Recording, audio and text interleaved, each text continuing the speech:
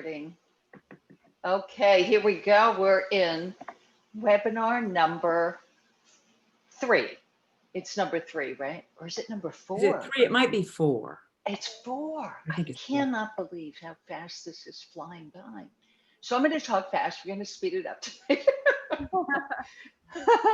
But anyway, before Amy, yay, we're all women again. 3 men said that they were showing up tonight. So let's see. I don't know. It's I'm the sorry, women who are bravest. Hi, Amy. Hi, I'm sorry I'm late. That's okay. Everybody's late tonight. So you're not late. We just started. Good timing. Okay. Are you in Okay. your she shed? Yes, I'm up in the loft. I'll turn it around and you can see the rest of it. Oh, wow. There. This is Amy's she shed. It looks like a large sauna. I know. I does. love it. Who decorated it and made it, and what was it made for? Well, it was here when we bought the house, and I think that the woman's son used to sleep. I think this was his room. He was a carpenter and he built it. It's like shiplap or something. It's pine, all around. And I decorated it. We were using it just for storage, and when Thelma moved in and I needed some extra space, I cleaned it all out and brought some really special things in here and hung some lights, and there's a heater, and it's great. I love it. Wow. So this is like the man cave, right? Yes.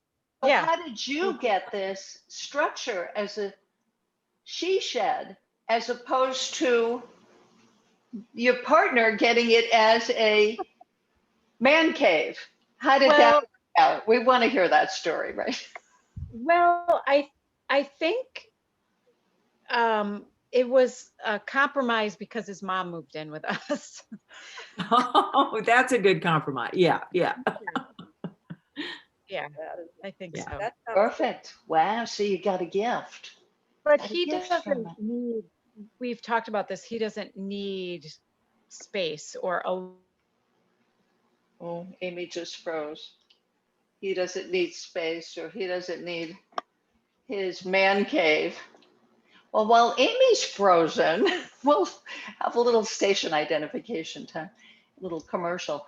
But Joanne, I know that you have a story. I'm just going to preface this webinar because other people will be viewing it, as we're going to be talking about how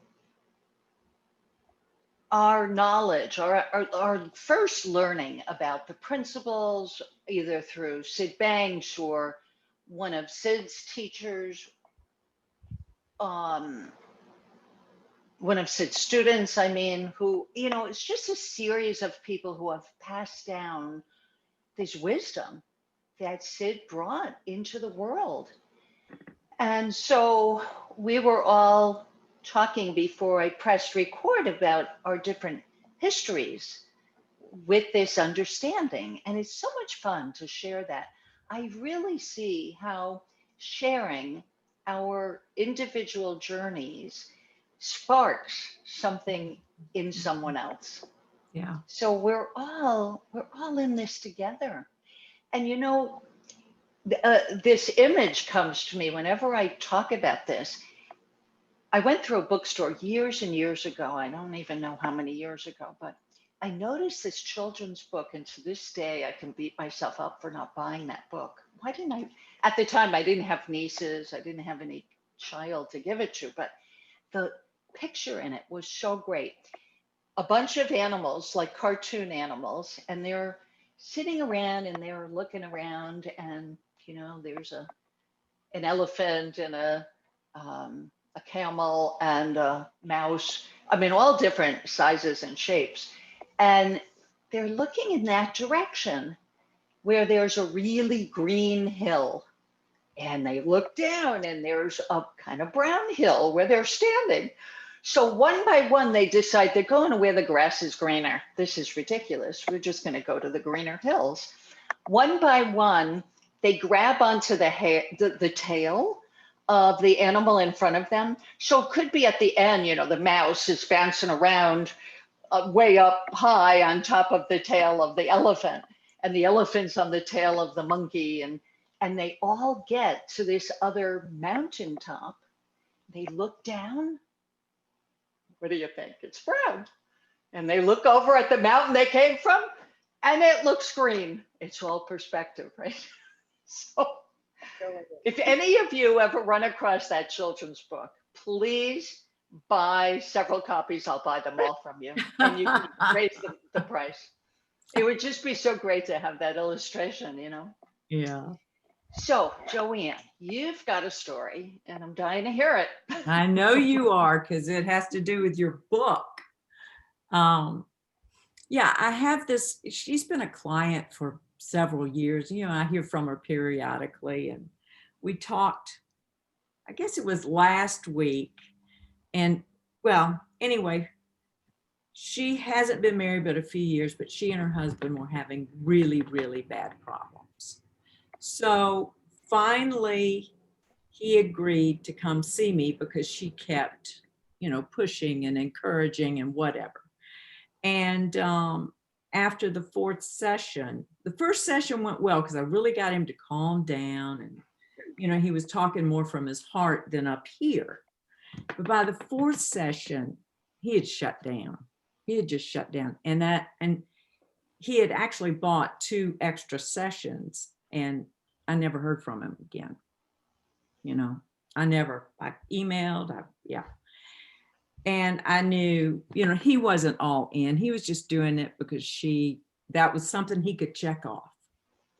And he couldn't see every day, every time he came in, he was blaming her. He'd walk in blaming her, blaming her. Well, we know, if you're playing the blame game, you can't see what's going, your head's so busy, you can't see what's going on inside of you. And so anyway, last week we had his wife and I had an appointment, and she said, I really feel a lot of peace around this. I'm asking for a divorce because nothing's changing. They had gone to traditional counseling because they couldn't find a 3P. They just wanted somebody that could, local and all, and really liked the counselor, but nothing was loosening. It clicked. Yeah. And so she said, we're going to counseling tomorrow, and I'm telling him in counseling. Oh.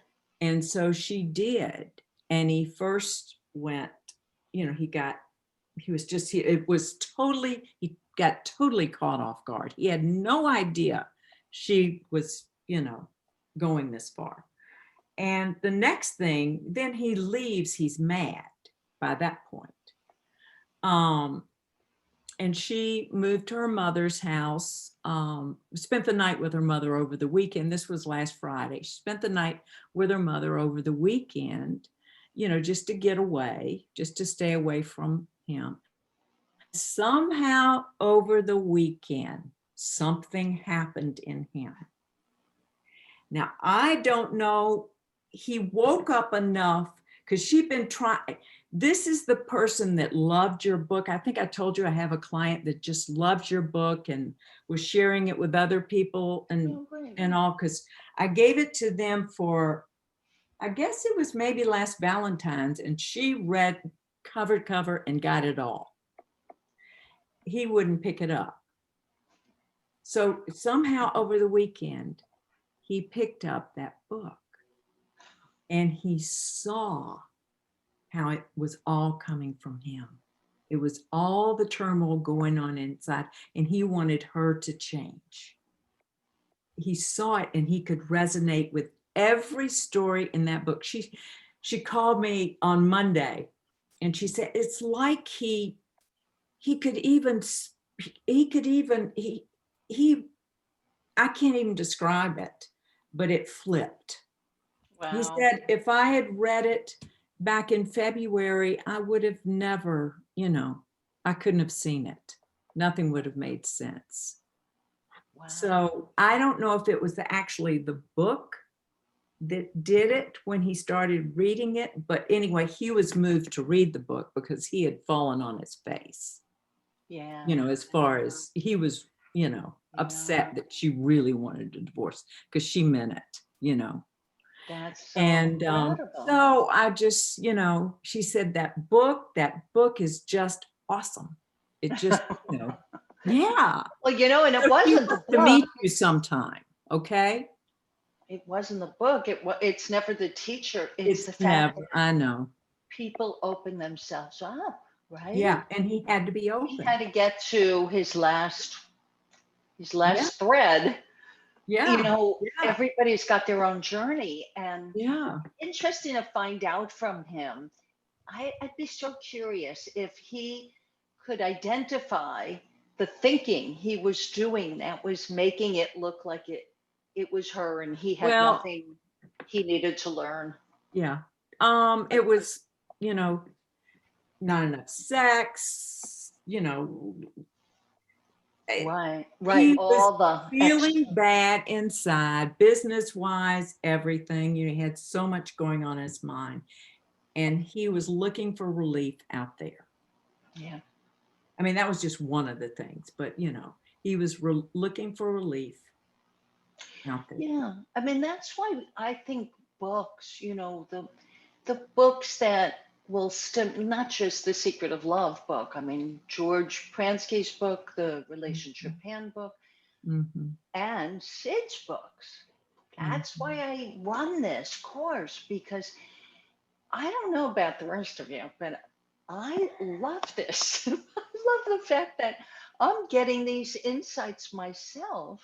Yeah. It's not just for all of you, it's for me too. I mean, I think I wrote this in our Facebook group, right? That I had a whopper of an insight. Do any of you, like, I don't want to steal the stage though, like Jody or Amy, do you want to share something that opened up for you before I go into my diatribe about my thing?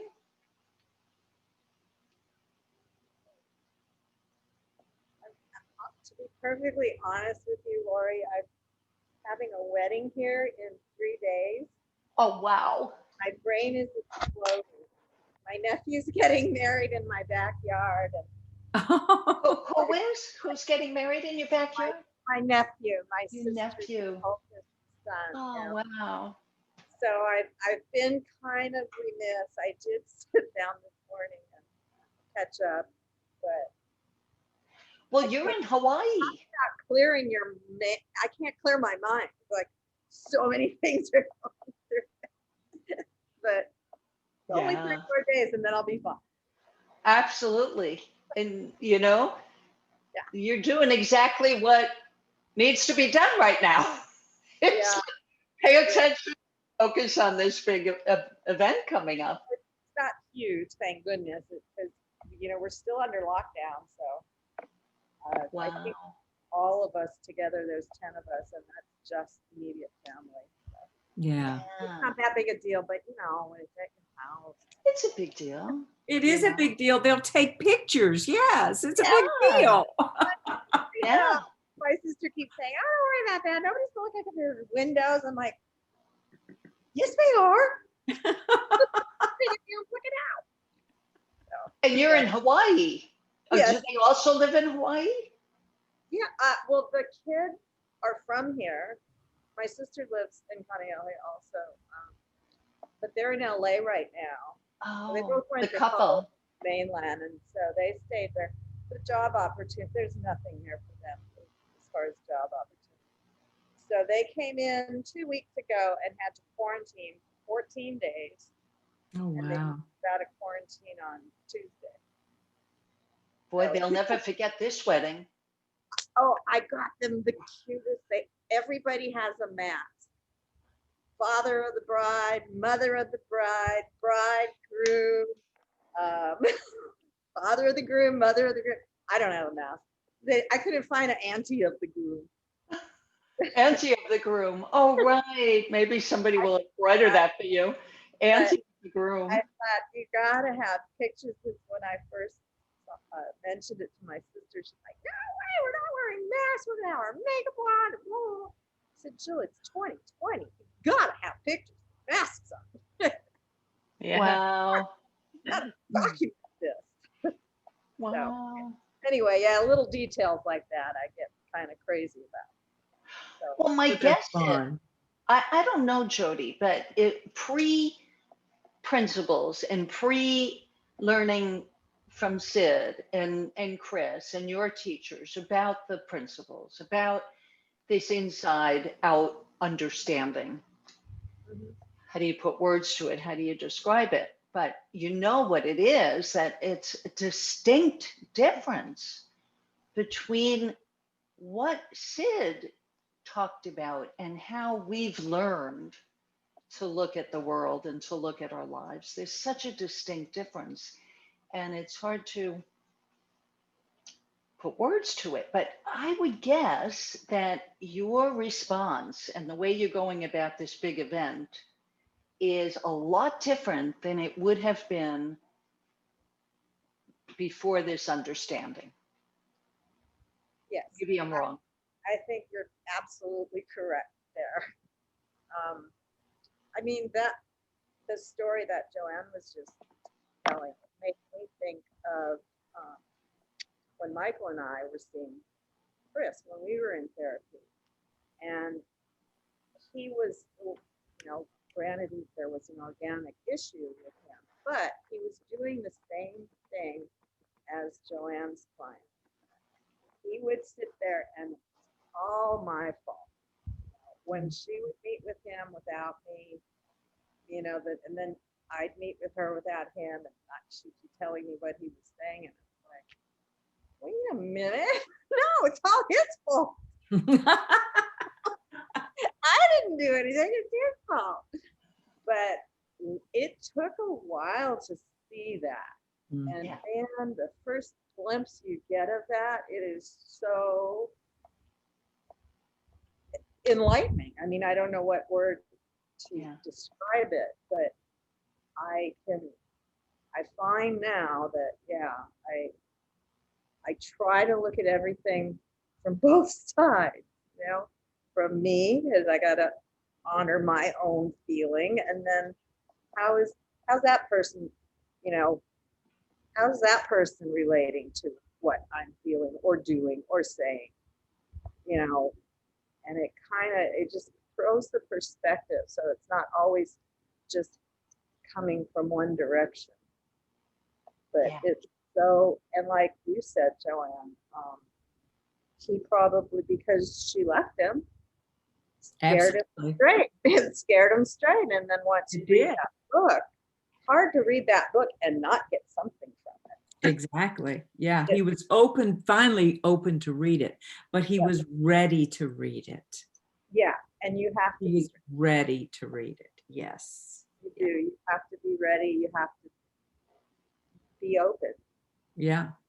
Yeah. I mean, for Valentine's, I gave both my daughters that book and a couple of clients, and, the daughters haven't read it yet. And, but that's okay. That's okay. Right. But I had the client, I mean, I wasn't expecting, but I just thought, and I mean, she just, it resonated so well with her.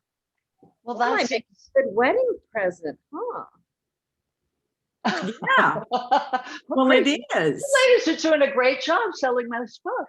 Yeah, it is. Should give you royalties, right? But that's exactly why I'm running this program, because I don't know how many times I heard Bill Pettit, Dr. Pettit say, read Second Chance as much as you can. Read it again. Read all of Sid's books again. And then he actually told me that I had him working with a client of mine, and he said that he will not even see a client until they've read, I don't remember what his stipulation was. I think it's 3 of Sid's books 2 times each. I'm not sure, but he will not even see a client because it's such a different perspective. Yeah. Like, Jody, you just said it. It's looking at yourself, not judgmentally, not critically, Exactly. as this is how we all work. This Yeah. is how he works too. And so how can you blame yourself? How can you blame the other person for how we work as humans? It's kind of like, how the eye works. The eye, actually, you've seen the retina and the image turns upside down, right? You've seen that, how, whatever the image comes into the eyeball, and then you see it on the back of the eyeball upside down. Well, it's kind of like that psychologically. Mm-hmm. Yeah, and you can't really, whew, it's just so powerful, really, that. So I finally heard what Bill said, to read it again, only because, this is from 1985. Like, we cannot blame people for not reading the books that we recommend, right? Because we're only recommending it for a few months. 1985, I heard Bill Pettit and other people say, yeah, you got to read it again. It's a tiny little book, Second Chance. And I did not read that book again until 2 months ago, 3 months ago, whenever whenever Dr. Pettit did the mind, brain, body behavior connection online course. And it was like required, or at least highly recommended. I finally broke down. I lost my original copy. And so the second time I read it on my phone on Kindle. And even just reading it on my phone and scrolling up, it was like pearls of wisdom. I didn't read these pearls of wisdom in 1985. Yeah. Yeah. But it's like you both were saying, that it's like once you see something, it's like the onion starts to pull away. The layers start to pull away and crumble, and the same stuff that you used to wrap your head around. It's like, well, how is that a problem? I don't see that as a problem anymore. Like Amy, she said that she would even recognize that as something other than storage. Like, I could put this to use. This is going to help me psychologically to deal with, a difficult situation. It's hard having an elder live with us. It's not easy. We get stuff in life we never signed up for. Yeah. Man, And we're human. We can't like be 24/7 happy, compassionate, loving, giving. No. Well, do you know any human like that? No. There is a great thing in Liza about that, though. I just read it. I'll read it again. I just read it for one of the YouTube quickies. It's right about that. Maybe I love that little book. I cry every Dear time I read it. Liza, I cry every time I read it. the letters in the back. I don't know if I ever got to the letters in the back. I may have stopped before the end. And the letters are incredible. I know. I'll read a little part that talks about love. And it's just amazing. But talk among yourselves while I find this part. Okay, here it is. So this is Liza's mother writing to her before she passes away. Try, my dear, if you can, to be kind. I know, I'm going to start crying too. We need to bring tissues to these webinars. Try, my dear, if you can, to be kind and considerate to those individuals who have not been graced as you have. Ooh. Know that although you may not always agree with their ways and their thoughts, they are probably struggling in their own way to achieve happiness. Whew. unexpected kindness may be the light they require to guide them in their own inner peace. That's heavy. Wow. That was a saying when I was a teenager, when something was deep. That's heavy, man. People still say that. But I do.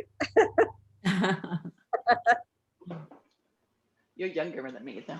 I don't think so. I was a child of the 60s too. Well, I got a little story, but I want to see if Amy wants to. It's actually a big story in my mind. I'll try to abbreviate it. But Amy, what do you want? You have something you want to share? I can't seem to articulate it in my head tonight. I felt like when I spoke with you, when George and I spoke with you on Tuesday, I could, but I definitely am starting to look for a feeling when George and I are talking about something that's heavy or heated. I'm starting to see from his perspective, or at least listen and look for that feeling, as opposed to, being defensive or interrupting with, trying to be right, or show him my side of the story or why I think I'm right.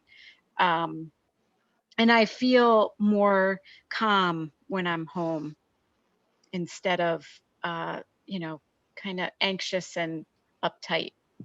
So this week has been good to kind of sit back and just look and listen. Wow. I mean, that's huge. And Yeah, it you feels, articulated it perfectly, I think. And I really got that you got something big. I did. I feel like I did. Yeah.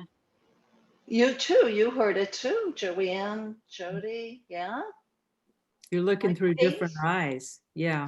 Yeah, I do feel different in a great way. Not, Things are, don't you feel like, is it like really hard to go back to the old way of being defensive? You might have a moment of it and then it'll Yeah. be You like, get tired. Yeah. this doesn't feel right. No. It feels really off.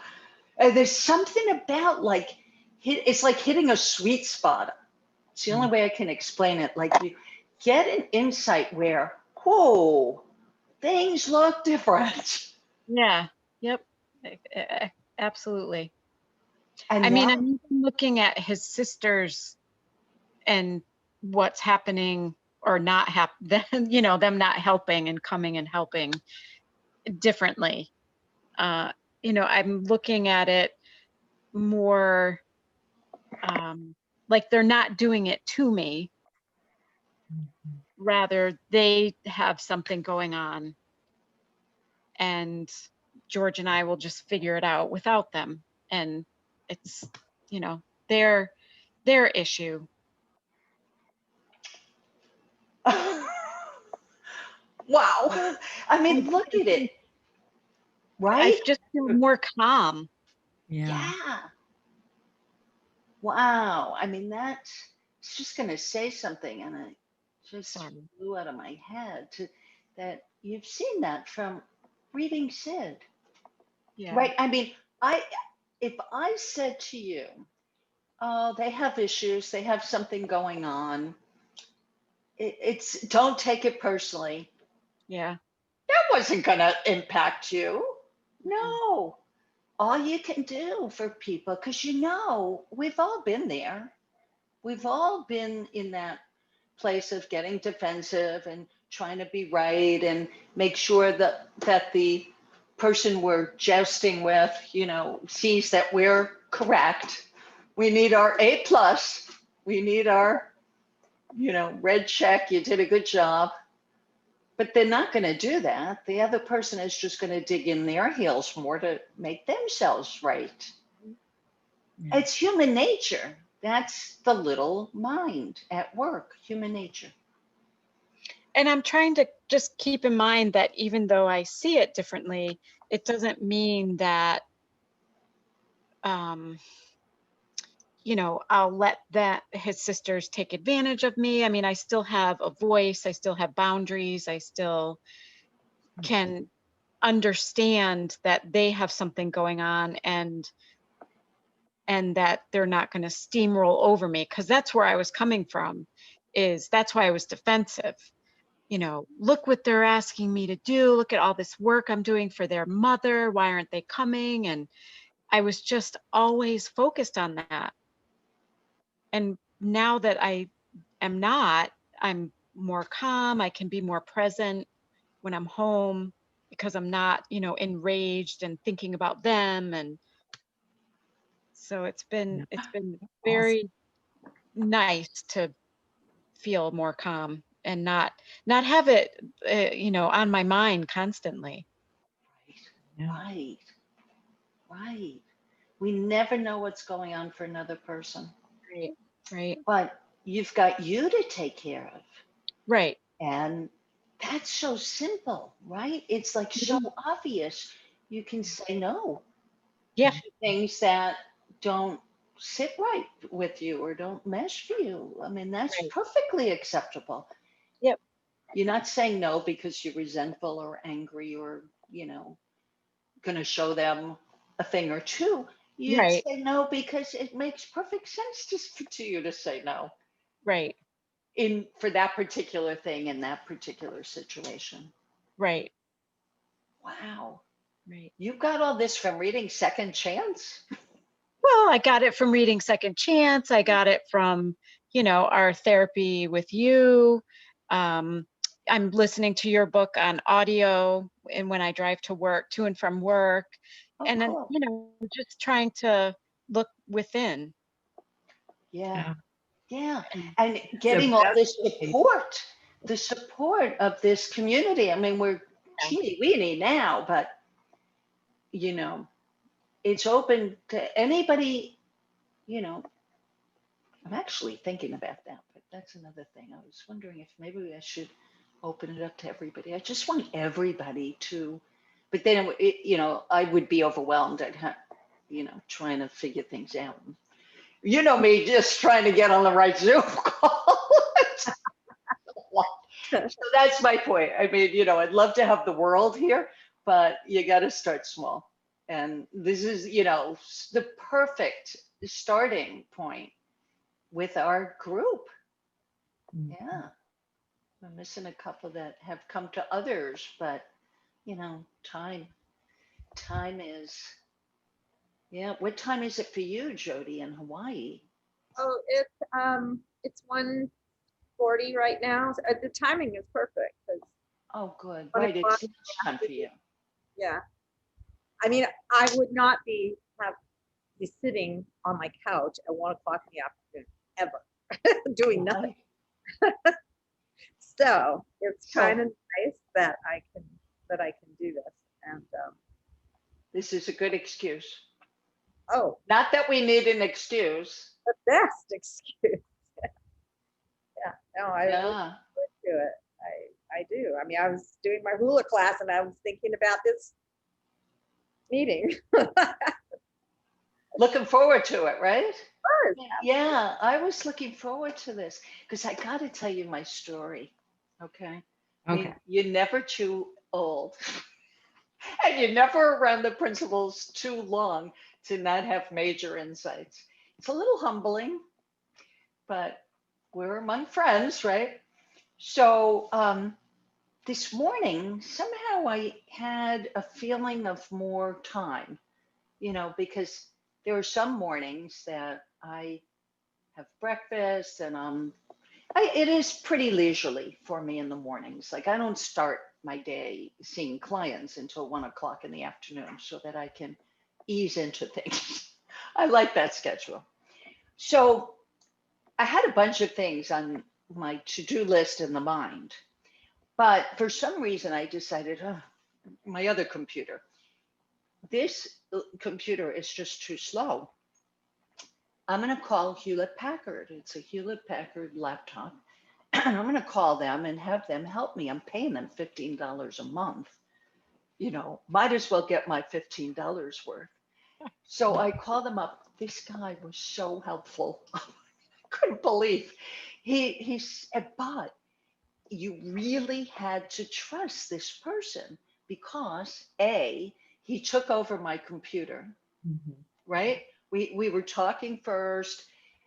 His name is Asbar, I think. I wrote it down. He was such a lovely person. Asbar in India.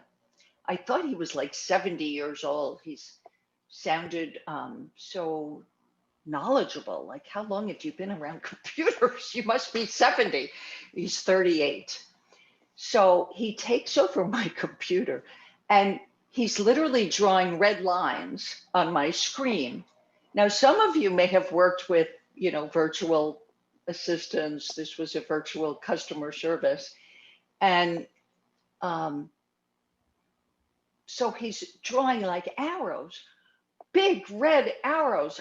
And I'm looking at the other end of the arrow instead of where the arrow is pointing.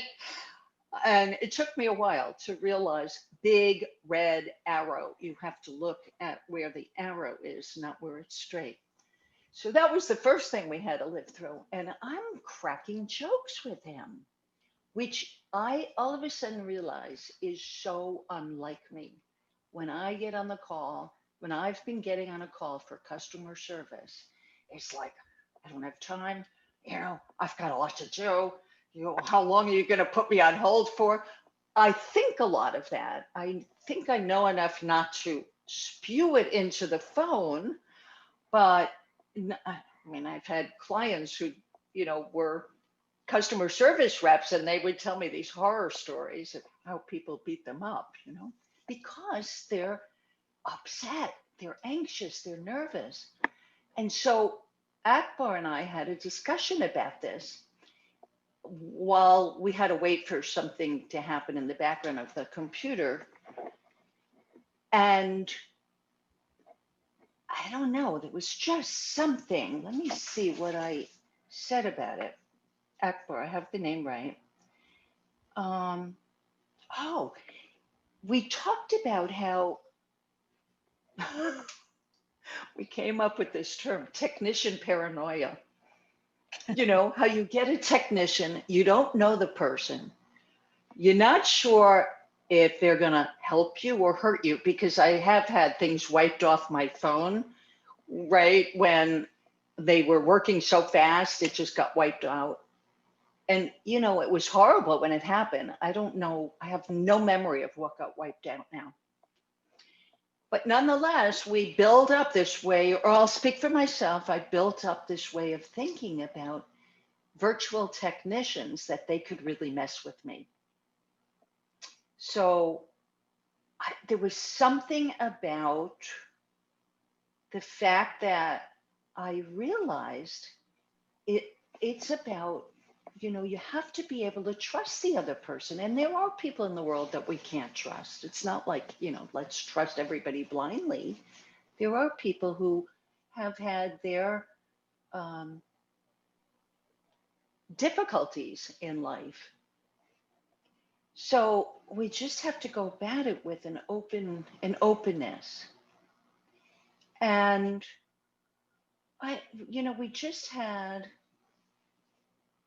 a nice time where I realized, first of all, was one of the few times I've had a lot of patience.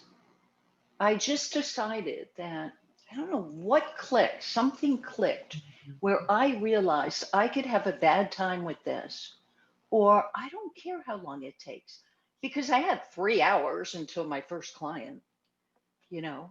So yeah. I don't care. I don't think it's going to take 3 hours, but if it does, you know, I'll just call back or something. No big deal. It's when my brain makes a big deal out of something. Yeah. Like, I don't have the time. I don't have the patience. You know, well, why does this happen to me? All that awful thinking that we can be so good at.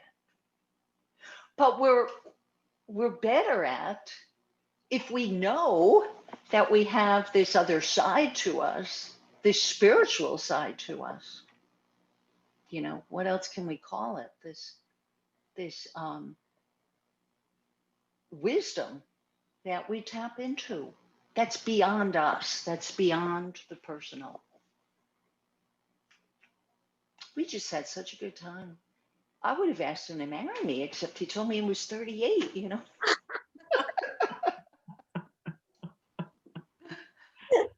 Oh, oh, will you marry me, please? You could be my personal private technician. Right.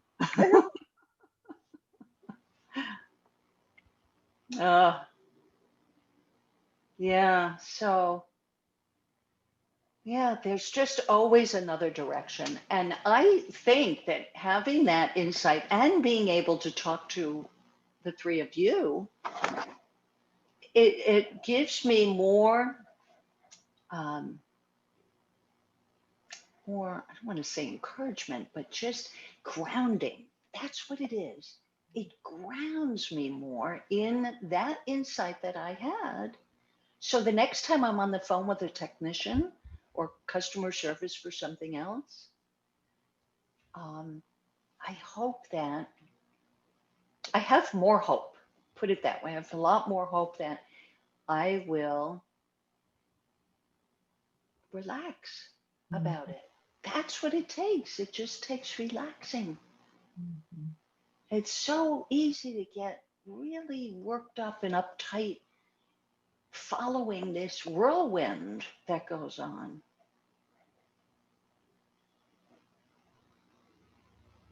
Yeah. So he's my buddy, Akbar. I love the name too. Yeah. And it wasn't easy either. I mean, there were a lot of boxes to check. And I said, well, Akbar, isn't this the same thing as just deleting cookies? Can't we just delete cookies? Because there's a lot of things he had me deleting. And oh, here's the thing I almost forgot to tell you. He came up with a great metaphor while we were on the call together. And he said, I'm going to tell everybody. He couldn't believe how great this metaphor was. I said, do they teach you, do they give you that metaphor in training? Or did you just come up with that? So here's what he says. He says, well, you know, when you go outside and you sweep the streets outside, the sweeper comes and sweeps the streets. The street is still there. The street doesn't go anywhere. But the trash is gone. That's what we're doing. We're sweeping your computer. The information isn't going to go anywhere, just the history of it. And I mean, there were a gazillion boxes and it was beyond history. It was with these headings that I didn't understand what they meant. So I had to really trust. Like, are you going to delete this forever? What happens? Maybe, you know, and he calmed me right down. And then he had another metaphor. So there was, let's see if I can remember it. The street sweeping metaphor. I wonder if I wrote it down. It was so similar to that. It was like, no, I guess I didn't write it down. It was something like, well, that's a good enough metaphor. If I think of it, I'll write it in our Facebook group. Yeah. You know, insights can just be so enlivening and fun and make life so much more interesting and enjoyable. Like Jody coming up with those masks, you know, Yeah. that creativity. You wouldn't have come up with that if you were freaked out and worried about it. They probably all have black masks. Yeah. Cute. It'll be cute. Wow. So I'm just so thrilled how reading from people. Sharon, we're missing Sharon tonight. I didn't get a message from her, but yeah, she's had some beautiful insights, huh? Yeah, I don't know if you read that part, how she um, was putting off cleaning her basement. She realized because she had this ticker tape going in her head that she didn't want to go through the memories. Was that you, Jody? Well, I am going through that right now. Funny you Oh, you said. are. Yeah. That was Sharon's story, I think. Yeah. Now I have. But you can relate. So 7 years, 7 years. And she went to the basement. She got it cleaned out and it was no problem in like, I don't remember, short period of time. I don't remember the exact time, short period of time. She said, yeah, that was the past. It's okay. 7 years. The things that we keep ourselves from, those self-limiting beliefs that we buy into. Back this week, I got, I've kind of freaked out yesterday when I texted you. I mean, when I emailed you, because I've been asked to write an article for our local business magazine.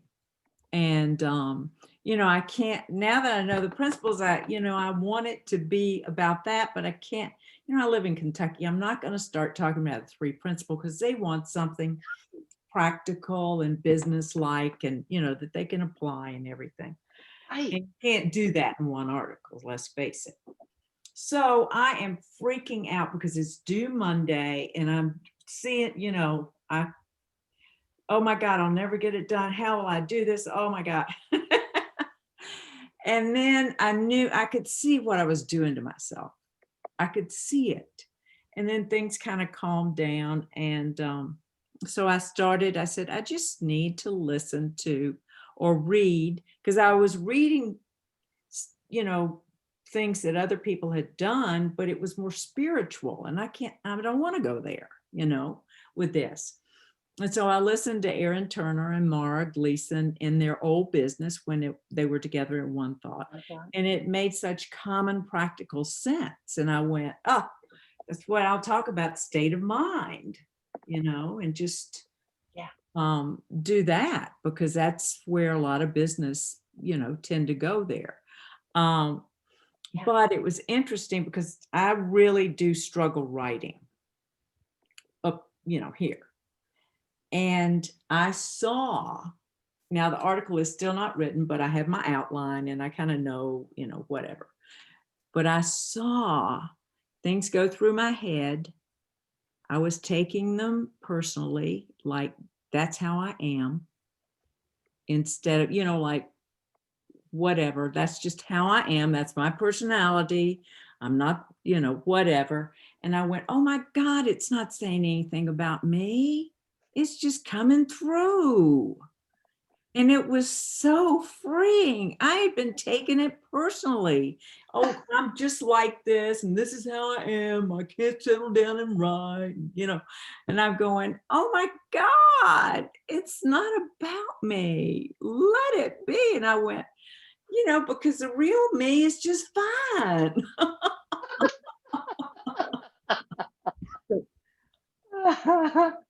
That's so great. What a great story. Oh Yeah. my God.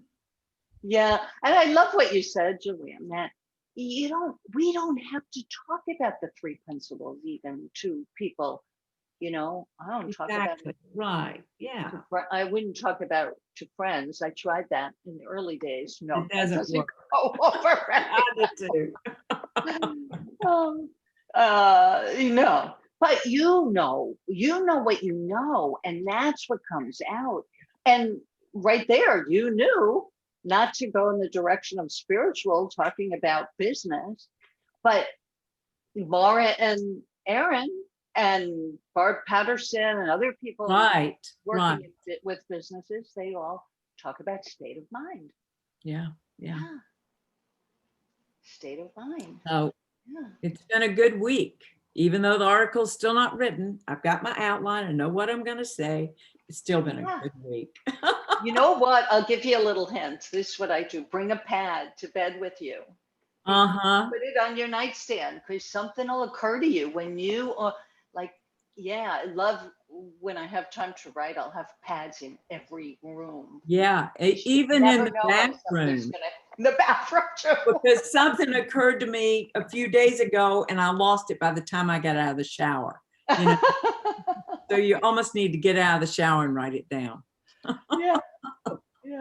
Maybe you need one of those waterproof whiteboards, right? Exactly. Oh, too funny. Yeah, it's nice being lighthearted with ourselves. I know. And that's when the insights tend to hit, when we're not so heavy with stuff. Wow, I can't believe it's coming up on the hour already. I Yeah. know. So, what else? Anything else that you want to say that would be encouraging for other people to just spend a little time reading? Because out of the 10 of us in this group, I would say 4, maybe 6 of us, the 4 of us and 2 other people have been, pretty consistent with doing reading, and of Sid, and it makes a difference. Mhm. I mean, we're the testament to that. So why wouldn't, same reason I didn't do it since 1985. Yeah. You don't do it until you're really ready. Yeah. Yeah. I had no idea the gems that are in these books. I mean, I knew, like when I read The Enlightened Gardener and The Enlightened Gardener Revisited, I mean, wow, that really Yeah. That helped me. That blew my head open. And so I think when I read that, I thought, well, I don't have to go back and read Second Chance because it's all here in The Enlightened Gardener. But that doesn't matter because while you're reading, you're having some insight because you're not reading, it's not an intellectual book.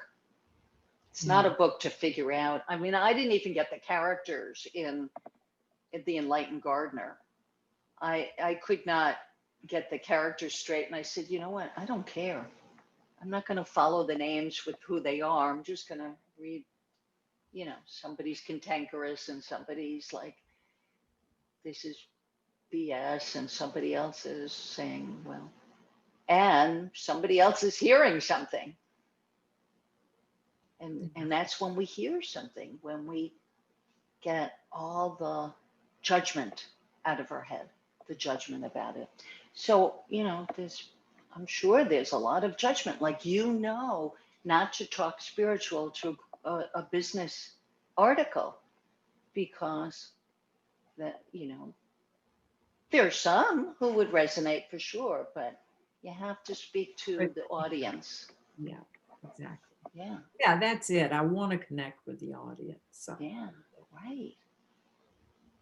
And then if you get, somebody will want to know more, Mhm. perhaps, and that's when you share more.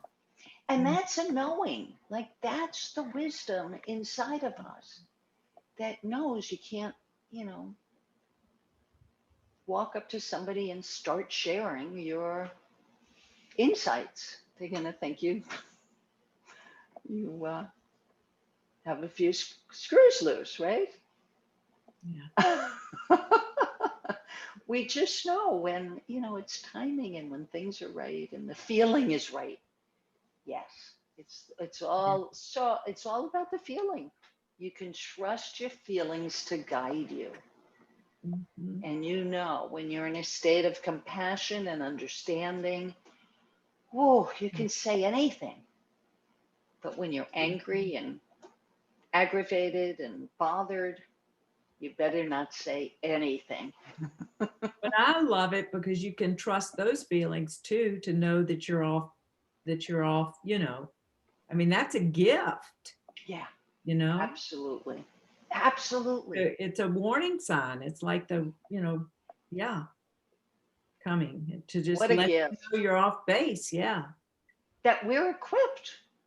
Yeah. with that capacity, with that ability to let to feel, and our feelings will guide us, but not in the way that a lot of people think. A lot of people think if they feel angry and upset that they've got to confront the thing they're angry and upset about or with.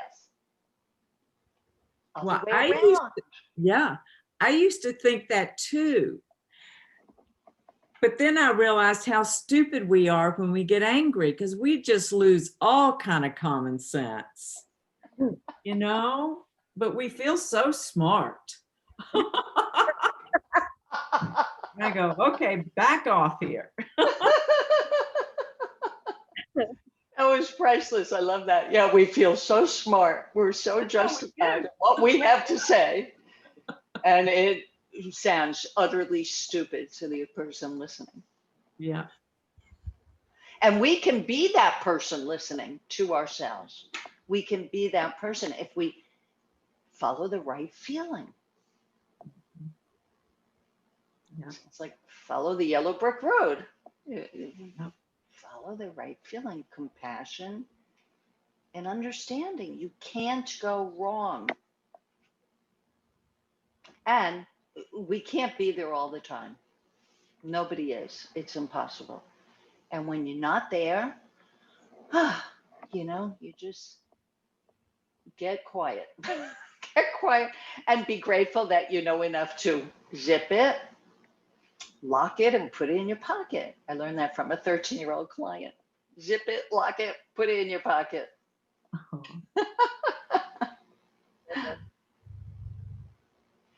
Okay, so, well, thank you so much. And did you say you can't come next Thursday, Joanne?